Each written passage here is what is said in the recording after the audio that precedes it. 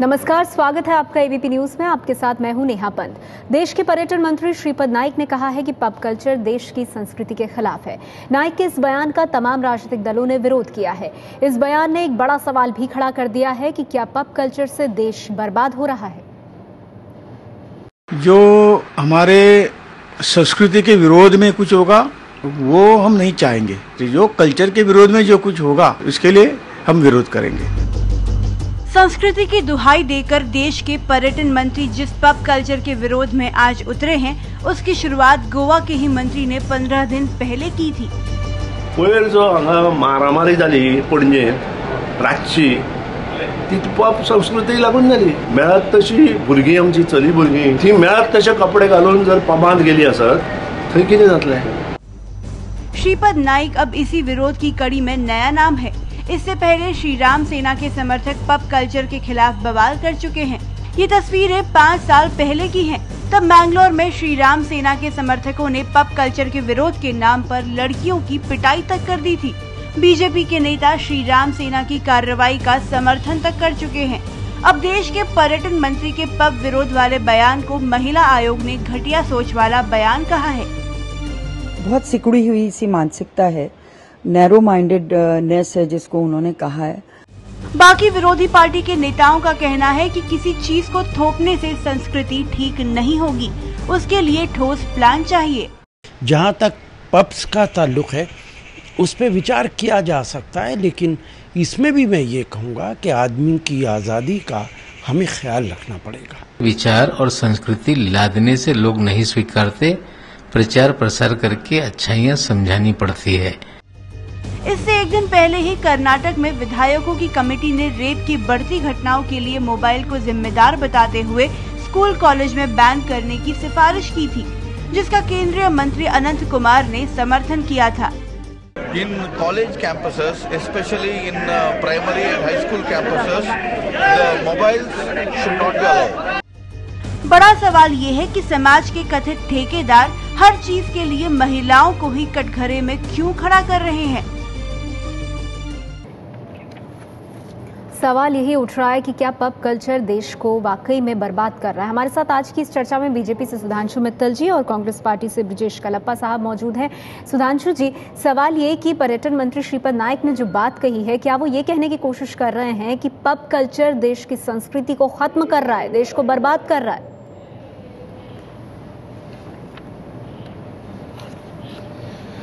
श्रीपद नाइक जी ने जो कहा है उसको उसके परिप्रेक्ष्य में देखना चाहिए। आजादी, स्वतंत्रता और उच्छृंखलता दोनों में बहुत फर्क होता है। स्वतंत्रता में स्वतः का बंधन होता है और उच्छृंखलता में सीमाहीनता होती है। अगर आप हमारे कानून भी देखें ना तो हर चीज में इजाजत है, लेकिन उसकी सीमाएं हैं। श्रीपद जी जो हैं उस संस्कृति के विरोध में है जो सीमाओं का उल्लंघन करता है। मैं एक सिर्फ आपको एक उदाहरण देता हूं कि नग्नता और अश्लीलता, इन दोनों में फर्क है या नहीं है। मैं 3 प्रश्न पूछना चाहता हूं। नहीं सुधांशु जी, बहुत स्पेसिफिक पे आ जाते हैं। आप कह रहे हैं कि अगर सीमा को कोई चीज क्रॉस कर देती है तो फिर वो हानिकारक हो जाती है, ये आप कह रहे हैं। तो क्या जो पब कल्चर है देश में, क्या वो सीमा से बाहर जाकर हो रहा है? जी, आपको लगता है जो सीमा जो भी है, जिसको आप सीमा और दायरा मानते हैं, क्या उससे बाहर आता है पब कल्चर? नहीं,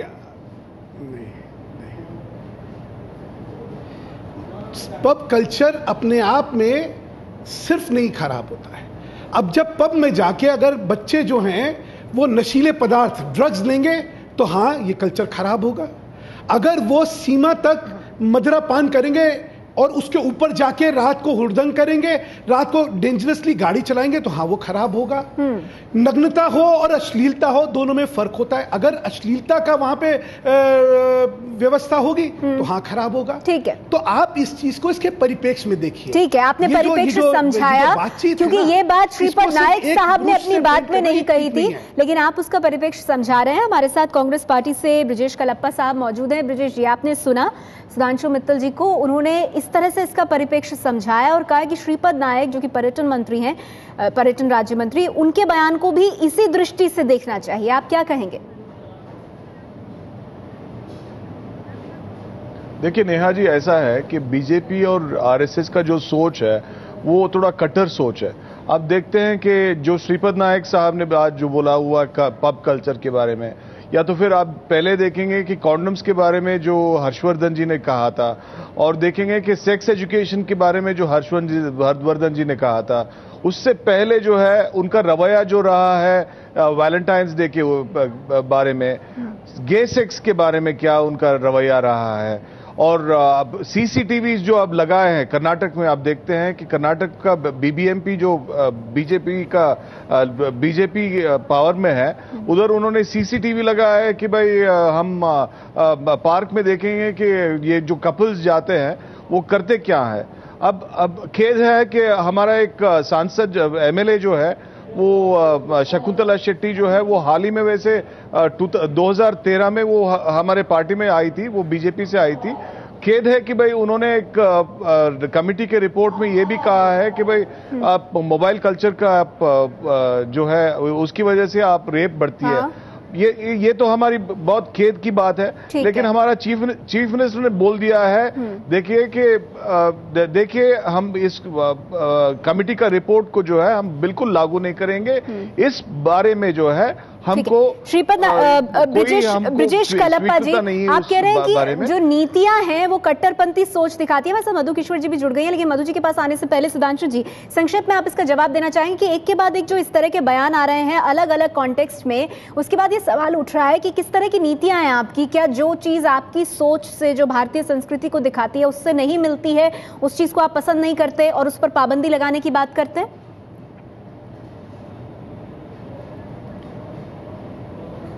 पहली बात तो समझ लें कि भारतीय संस्कृति कट्टरपंथी है ही नहीं, तो भारतीय संस्कृति को कट्टरपंथ के हिसाब से जोड़ना है यही गलत है।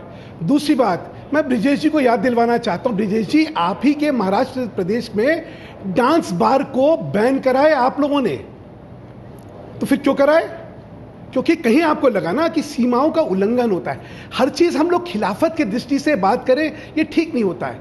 जब आप देश को बनाना चाहते हैं, युवा पीढ़ी के लिए आदर्श पेश करना चाहते हैं, तो क्या सीमाएं हैं उनका हर एक, अच्छा देखिए हर कानून हर देश सीमाएं तय करता है। 25 साल से छोटी उम्र के बच्चे को शराब का सेवन नहीं करने दिया जाएगा, ये अमेरिका भी करता है। ठीक है, गाड़ी नहीं चला सकते। डांस बार की आपने बात कही, उसमें मैं ब्रिजेश जी से जवाब लूंगी, लेकिन जिस तरह से कहा जा रहा है क्या उसके पीछे किस तरह की मंशा है, सवाल उस पर भी उठ रहे हैं। कई ऐसे लोग होंगे जो पब जाने वाले होंगे और इस बयान को वो कैसे देखें जब पर्यटन मंत्री कहते हैं कि हम इसे डिस्करेज करने की कोशिश करेंगे।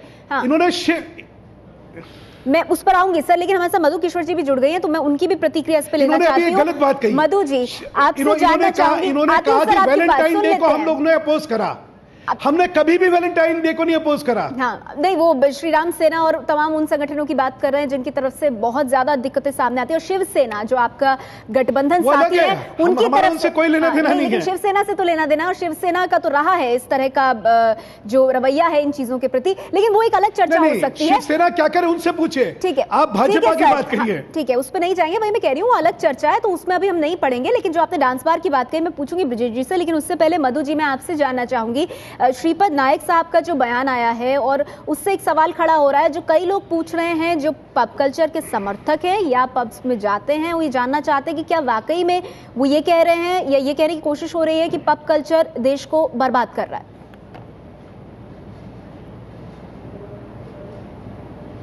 देखिए, मेरा आपसे अनुरोध है कि खुदा के लिए इस मुद्दे को Congress versus BJP versus leftist versus feminist मत बनाइए, क्योंकि ये जो कांग्रेसी नेता बड़े जोर शोर से पब कल्चर की तारीफें कर रहे हैं या उसकी तरफदारी कर रहे हैं, इनसे पूछिए इनके घर में इनके पिता माता, इनकी माँ, इनकी पत्नी क्या सोचती हैं। ये एक बहुत वाइड स्प्रेड ओपिनियन है, सही है गलत है वो अलग बात है, पर ये BJP versus Congress versus leftist नहीं है। मधु जी मैं आपको बता दूं कि मैं शराब पीता हूं, मैं शराब घर में पीता हूं क्योंकि मैं बिलोंग करता हूं एक कम्युनिटी को जो शराब पीने वाला कम्युनिटी है। आई बिलोंग टू कोडगु, जो जहां हम रोज रोज जो है रेगुलरली शराब पीते हैं, ये हमारा कल्चर है। मैं आपको ये चीज बता दूं, आपको पब्लिक टीवी में ये चीज बता दूं आपको, मैं भी उसके ये खिलाफ मत बताइए कि उनके घर में क्या होता है, उनके घर में क्या होता है। देखिए मैडम, हम जानते हैं कि आप कौन सा पार्टी को बिलोंग करते हैं। एक मिनट कलप्पा साहब, नहीं ठीक है कलप्पा साहब, आपने अपना पॉइंट रखा। एक मिनट, आप लोग सब साथ बोल रहे हैं। नहीं कलप्पा साहब, ठीक है कलप्पा साहब, वो एक उदाहरण देने की कोशिश कर रही थी और उसमें आपने कह दिया, आपने अपनी बात रख दी, लेकिन मधु जी की बात हम पूरी होने देते हैं। मधु जी, पब कल्चर पर आपकी प्रतिक्रिया। अक्सर मधु जी बोलती है, ठीक है सर, ऐसे चर्चा नहीं हो सकती। कांग्रेस का स्पोक्समैन पहले देख ले कि उनके घर में क्या होता है। अच्छा ठीक है, तो मैंने साफ बता दिया कि हमारे घर में शराब आपने रखी अपनी बात, आपने रख ली अपनी बात। एक मिनट सुधांशु जी, अगर आप भी बोलेंगे तो मैं कैसे ठीक करूंगी सर, सब साथ नहीं बोल सकते ना। कलप्पा जी आपने रखी अपनी बात, एक मिनट जागना चाहती है, ठीक है। नहीं कलप्पा जी आपने रखी अपनी बात, चाहती है, खुद के घर में देख ले। आपने काउंटर किया उससे, एक मिनट सर, आपने काउंटर कर दिया अब उस पॉइंट को, अब उन्हें अपनी बात रखने दीजिए वरना हम यहीं उलझ के रह जाएंगे। आपने काउंटर किया उस पॉइंट को। जी मधु जी, आप रखिए अपनी बात। मधु किशोर का अक्सर का आर्ग्यूमेंट यही होता है। एक मिनट, उनके घर में क्या होता है, सुनिए सर, चलता है मैडम, आपके घर में क्यों चलता है? उनको जवाब तो देने दीजिए कलप्पा साहब। एक मिनट, नहीं सुधांशु जी, हम एक तो व्यक्तिगत नहीं होंगे, मैं कोशिश कर रही हूँ दोनों पैनलिस्ट को समझाने की। आप प्लीज, मेरी अपील है आपसे, आप शांत रहिए। देखिए कलप्पा साहब, आपने रखी अपनी बात, उन्होंने एक सवाल पूछा, आपने उस बारे में अपना जवाब रखा। मधु जी को हम अपनी बात पूरी करने देते हैं, क्योंकि वो अपनी बात रखेंगे, आप अपनी बात रखेंगे। मधु जी, आप अपनी बात पूरी कीजिए। जवाब देखिए, मैं शराब की विरोधी नहीं हूँ। इनफैक्ट मैं सच बोलूं, मुझे भी वाइन पीने, अच्छी बढ़िया उम्दा वाइन पीने का शौक है और मैं उसको बुरा भी नहीं समझती हूँ। मैं तो सोचती हूँ कि जो फल फूल और अनाज से बनती है शराब और हमारे हिंदुस्तान में जो बन रही है इंडस्ट्रियल अल्कोहल में, वो नुकसानदायक है। फलों वाली जो नहीं मधु जी, हम वापस डिस्कशन पर आएंगे अगर सही मात्रा में मैम, लेकिन वापस डिस्कशन में आएंगे। एक मिनट हाँ, हम वापस चर्चा में आएंगे। लीजिए ना, बोलिए सुन तो लीजिए। इतना चिल्ला लिया मेरे पे लोगों ने, अब सुन लीजिए मेरी बात। मैं सिर्फ इतना कहना चाह रही हूँ कि पब कल्चर जहाँ से आते हैं वहाँ उनका एक और मीनिंग है। हमारे देश में दुर्भाग्य की बात है कि अपने आप में कोई पब बुरी चीज नहीं है, परंतु इस देश में लफंगे, उधड़ंगबाज बहुत पहुंच जाते हैं और इतनी घटनाएं होती हैं कि वहां पे बाउंसर्स वहां पे रखने पड़ते, इतनी सारी सिक्योरिटी एस्टैब्लिशमेंट बन जाती है एक पब चलाने के लिए। और अगर समस्याएं उजागर हो रही हैं तो इसमें बीजेपी कांग्रेस का मसला मत बनाइए, ठीक है। इसमें रूढ़िवादी कट्टरवादी का मत बनाइए। ये देखिए कि हमारे देश में पब कल्चर और विदेशों से जहां से हमने लिया उसमें क्या फर्क है। ठीक है मैम, आपने रखी अपनी बात। मेरा एक सवाल है आपसे, कैसे आप बिल्कुल सही कह रही हैं। मैं नहीं कह रही कि शराबबंदी करो, बिल्कुल आप ये कह रही हैं कि जो खामियां हैं पब कल्चर में उनको समझने की और उनको दुरुस्त करने की जरूरत है। मेरा सवाल आपसे ये है कि जब पर्यटन मंत्री ये कहते हैं कि पब कल्चर को हमें डिस्करेज करना होगा, उससे हमें ध्यान हटाना होगा, क्योंकि अगर ये पब कल्चर बढ़ता गया तो हमारे देश के लिए खतरा होगा, इसमें वो कहीं भी ये नहीं कह रहे हैं कि पब कल्चर की खामियां। मेरा सवाल आपसे सिर्फ ये है कि जो लोग वाकई में पब्स में जाते हैं, चाहे वो देशी लोग हों या फिर वो विदेशी लोग हों, उनको ये समझाना अलग बात है कि इसमें जो खामियां हम उसको दूर करना चाहते हैं ताकि ये तमाम चीजें आपके लिए सेफ हो, बजाय कि ये कहना कि हम डिस्करेज कर देंगे ताकि एक पॉइंट पर आकर ये चीजें खत्म हो जाए। भारत में आपको ये सब चीजें नहीं मिलेंगी। आपको नहीं लगता कि इन दोनों में फर्क है और उस फर्क को समझाना बहुत जरूरी है एक मंत्री के स्तर के व्यक्ति के लिए? देखिए, दो बातें मैं कहूंगी, प्लीज मुझे बिना टोके मुझे कहने दीजिए। नंबर 1, ये जो व्यू पॉइंट दिया है इस पर्यटन मंत्री हमारे ने या गोवा के, ये इतना कॉमन व्यू पॉइंट है कि इससे हर घर में ये बात हो रही है। अब वो सही है गलत है की बात नहीं है। मैं सिर्फ, अब राशिद आलवी साहब भी बहुत शोर मचा रहे थे इसके बारे में। राशिद आलवी से पूछिए, अपने रिश्तेदारों में पूछे, वो भी कहेंगे अरे खराब है वगैरह। इसका ये मतलब नहीं कि उसको बैन किया जाए। मैं इतना सिर्फ कहूंगी, जैसे वो ही गाना ऐश्वर्या राय कजरारे गाती है फिल्म में तो वो बहुत हाई स्टेटस बात बन जाती है, वही बार डांसर गाती हैं मुंबई के बार्स में, तो कांग्रेस की सरकार भी बार्स को बैन करती है। ठीक है, ये क्या फर्क आ जाता है? ठीक है, तो मैं इसका जवाब ले लेती हूँ मधु जी, मैं इसका जवाब ले लेती हूँ मैम। और आपका जो दूसरा पॉइंट है उस पर मैं आगे आगे प्रोस्टिट्यूशन भी हो रही है क्योंकि कलप्पा साहब वाकई में इसका जवाब देना चाहता हूँ। दूसरे पॉइंट में फिर आपके आगे होगी। कलप्पा साहब इसका जवाब देना चाहेंगे। मित्तल साहब ने भी और मधुकिशोर जी ने भी उठाया कि ठीक है पब कल्चर को लेकर चिल्लाए नहीं मेरे ऊपर। हाँ जी, कहिए चिल्लाए नहीं मेरे ऊपर। ठीक है, आप सब लोग संयम बरतें और इसके लिए हमें भी चर्चा आगे बढ़ाने में आसानी होगी। कलप्पा साहब ये बताइए कि डांस बार की जब बात आती है आपकी महाराष्ट्र की गवर्नमेंट पे, तो वहां भी बहुत समस्याएं हैं। आप लोग डांस बार को नहीं चलते देना चाहते हैं, तो अब बीजेपी कह रही है कि अगर आप इसको वाकई में एक राजनीतिक लड़ाई बना रहे हैं तो फिर आप अपने शासित प्रदेश की तरफ भी देखें। दोहरे मापदंड हैं क्या? देखिए नेहा जी, पहले तो मधु जी ने क्या कहा था, उन्होंने मेरे फैमिली के बारे में बोला। अब दोबारा रुक करके उन्होंने ये बोला कि भाई राशिद आलवी के फैमिली के बारे में, उनके घर में क्या चलता है, भाई उनको फिक्र क्या है, किसके घर में क्या चलता है, उनको फिक्र क्या है। कलप्पा साहब देखिए, वो जिस तरह से बोल रही है, जिस अंदाज में आप बोल रहे हैं, अगर वो साथ साथ होते तो फिर पहले तो मेरे बारे में बोलते हैं और उसके बाद जो है राशिद आलवी। देखिए इनको सिर्फ कांग्रेस नहीं, ये सेकंड बार बोली है। जब मैंने बोल दिया उसके बाद राशिद आलवी के बारे में बोलती है। चर्चा के ये स्तर होंगे क्या? देखिए बात ये है, एक गंभीर विषय को इतना हल्की तरह से चर्चा करेंगे। देखिए नेहा जी, देखिए हाँ कलप्पा साहब नेचुरली देखिए नेहा जी, अगर आप एक ही सब्जेक्ट पे अगर दो बीजेपी का स्पोक्समैन रखेंगे तो कांग्रेस का भी दो रखिए। एक मिनट सर, मैं आपको पूरा मौका दे रही हूँ, आप बोलिए। एक मिनट, आप देखिए, आप लोग बीजेपी की नहीं हो। मधुकिशोर जी, एक मिनट मैम, मुझे हैंडल करने दीजिए। एक मिनट सर, कलप्पा साहब सुनिए मेरी बात। मधुकिशोर जी अपनी बात रख रही हैं, वो बात हो सकता है आप बोलते हैं, ठीक है, मानेंगे नहीं आपके बात, वो ठीक है। नहीं सर, अब वो आप लोगों की अपनी ओपिनियन, लेकिन इसमें हमारा जो मुद्दा है वो खो रहा है। मैं आपसे निवेदन करूंगी, आप प्लीज सवाल का जवाब दीजिए, जो दर्शक देख रहे हैं उन्हें भी पता लगे कि आपकी पार्टी क्या सोचती है। मैं बताता हूँ। डांस बार और पब कल्चर क्या दोहरे मापदंड है कांग्रेस पार्टी के लिए? मैं बताता इसका जवाब दीजिए।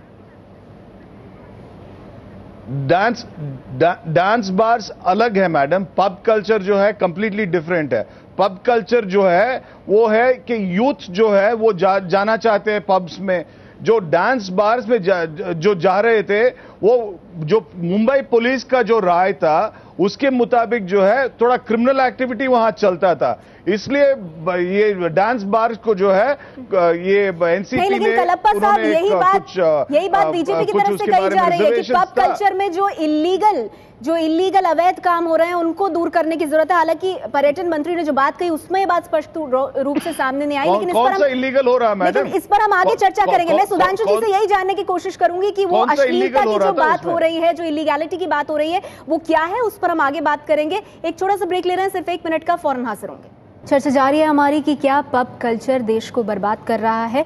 सुधांशु जी, जो सवाल कलप्पा साहब ने पूछा कि क्या ऐसी अवैध चीज़ें हैं जो पब्स में हो रही हैं, और क्या उन अवैध चीज़ों को, उन गलत चीज़ों को दुरुस्त करने के लिए कानून व्यवस्था, पुलिस या जिस भी तरह से सरकार उसे कंट्रोल कर सकती है, क्या उस पर ध्यान नहीं दिया जाना चाहिए बजाय कि पूरे पब कल्चर को खत्म करने या डिस्करेज करने के?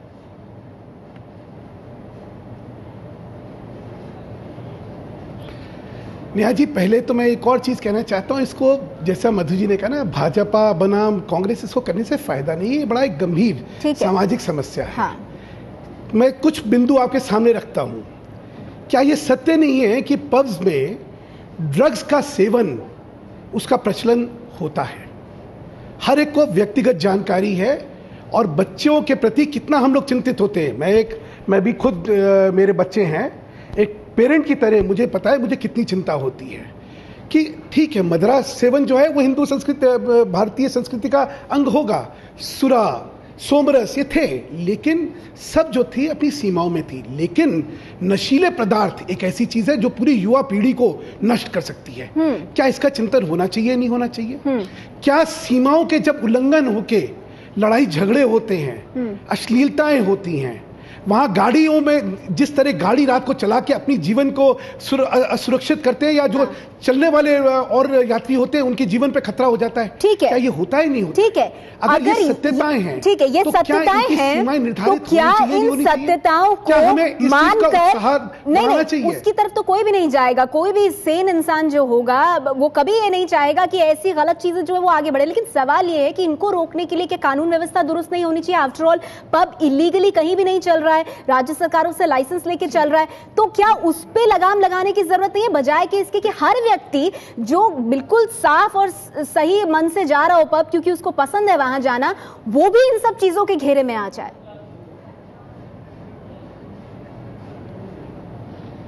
मैंने आपसे कहा ना, उन्होंने क्या कहा कि हम इसको डिस्करेज करेंगे। उन्होंने कहा क्या कि बैन करेंगे। उन्होंने कहा पब कल्चर को डिस्करेज करेंगे। उन्होंने ये नहीं कहा पब कल्चर की खामियों को डिस्करेज करेंगे।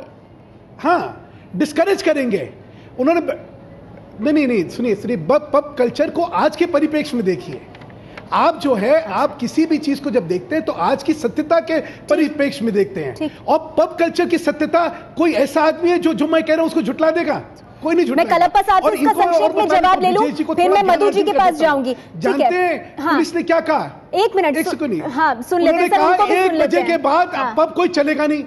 1 बजे की सीमा बनाई गई। ठीक है, हाँ, तो क्यों बनाई गई? नहीं, अगर ये ठीक था तो 1 बजे क्यों होना चाहिए? 4 बजे क्यों नहीं होना चाहिए? तो अगर कुछ नियम कानून गलत हो रहे हैं वो ठीक है, तो जो सीमा का उल्लंघन हो रहा है उस पे नियंत्रण लगाया जाए। पूरे पब कल्चर को डिस्करेज करके क्या मिलेगा? 1 मिनट, कलप्पा साहब से मैं इसका जवाब ले लूं। कलप्पा साहब, बहुत संक्षेप में, मुझे मधु जी के पास जाना है। 1 मिनट सुन लेते हैं उन्हें। कलप्पा जी, कल्चर की बात हो रही है, उसको डिस्करेज कर रहे हैं जी। नेहा जी, ऐसा है नेहा जी कि इससे पहले एक मंत्री जो है, जो गुजरात गोवा का है, उन्होंने कहा था कि शॉर्ट स्कर्ट्स लेडीज ना पहने। उसके बाद जो ये पब कल्चर वाला स्टेटमेंट है, उसके बाद जो है ये आप देखते हैं कि जो बैंगलोर में देखते हैं, आप सीसीटीवी लगाइए और पार्क में जो कपल्स एक के बाद एक ऐसी बातें सामने आ रही है। मेरे पास वक्त कम है सर, माफ कीजिएगा, मुझे रोकना पड़ेगा आपको क्योंकि मैं जाते जाते मधु जी की भी इस पर टिप्पणी लेना चाहूंगी, मुझे माफ कीजिएगा। मधु जी, एक के बाद एक जो चीजें आ रही है, गोवा में मिनिस्टर कहते हैं कि मिनी स्कर्ट्स नहीं होंगी, बीच पर आप बिकिनी में नहीं जाएंगे, तो ये तमाम चीजें क्या एक कट्टर सोच दिखाती हैं, ये पूछ रहे हैं कलप्पा साहब। मधु जी, बहुत संक्षेप में। अगर इनको न्यूडिटी वर्सेस वल्गैरिटी, संक्षेप में मैं ये कहूंगी, ये विचार केवल हमारे टूरिज्म मिनिस्टर का नहीं है। मैं इससे सहमत हो ना हो, प्लीज 1 मिनट। इतना, एक तो ये बीजेपी कांग्रेस का मुद्दा नहीं है, ये समाज में बहुत भारी मात्रा में ऐसा लोग मानते हैं। अब आप उन सबको जेल नहीं भेज सकते, उन सबको बहिष्कार नहीं कर सकते, उनको डंडा नहीं मार सकते। एंगेज कीजिए, और जो पब कल्चर है इसमें दो राय नहीं। ठीक है, चलिए, एंगेज करने की आप बात कर रही है, मेरे पास वक्त इतना ही है, मुझे माफ कीजिएगा, आपको रोकना पड़ेगा। शुक्रिया आप सभी मेहमानों का हमारे साथ आज की इस चर्चा में जुड़ने के लिए। सवाल यही कि पब कल्चर क्या वाकई में खतरनाक है या इसकी खामियों को दूर करने के लिए एक और बेहतर बहस हो सकती है।